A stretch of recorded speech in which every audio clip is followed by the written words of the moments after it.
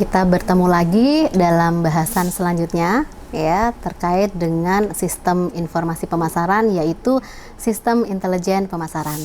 Seperti dibahas pada video sebelumnya, bahwa perusahaan itu sangat membutuhkan data, sangat membutuhkan informasi untuk membuat keputusan tertentu gitu ya, agar keputusan itu memang menghasilkan sesuatu yang baik ya.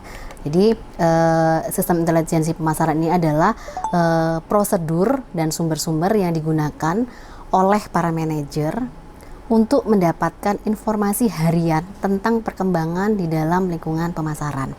Ya, jadi lingkungan pemasaran ini perlu dipantau supaya kondisi tersebut itu bisa sesuai dengan keputusan ataupun strategi yang akan dibuat oleh para manajer pemasaran. Ya. Nah, di sini sumber dari intelijen pemasaran ya. Banyak sumber yang bisa dipakai. Yang pertama itu bisa juga melalui review atau ulasan pelanggan ya, yang secara independen terkait dengan produk ataupun jasa. Ya, review produk perusahaan juga bisa, maupun review terkait dengan produk ataupun layanan dari pesaing. Ya, itu merupakan informasi yang sangat berharga. Ya.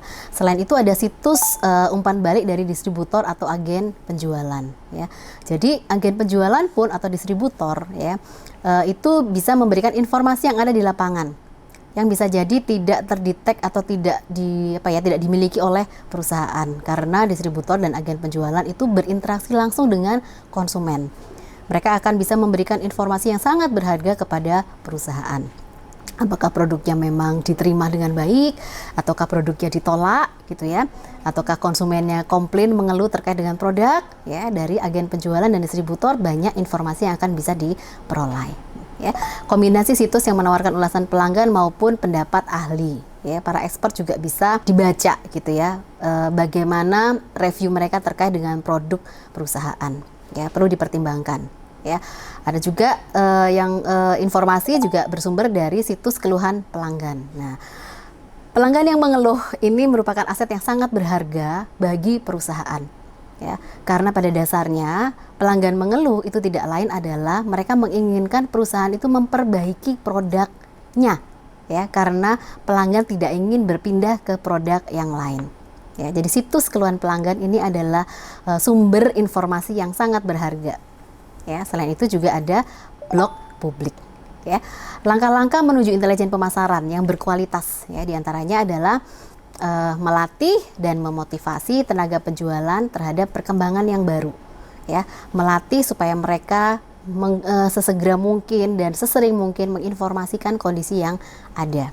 Ya, memotivasi anggota saluran distribusi untuk berbagi kepandaian, ya, berbagi expert. Ya, mempekerjakan ahli eksternal juga sangat dimungkinkan sebagai intelligence. Membangun jaringan eksternal itu juga perlu dioptimalkan, memanfaatkan masukan dari pelanggan seperti tadi gitu ya, memanfaatkan sumber data dari pemerintah juga bisa gitu ya. Pembelian informasi ya sangat dimungkinkan, dan menggunakan sistem umpan balik pelanggan online untuk mengumpulkan informasi terkait dengan pesaing.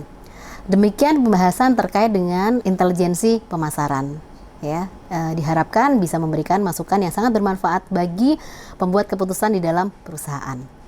Sekian penjelasannya, sampai ketemu pada ulasan selanjutnya. Terima kasih.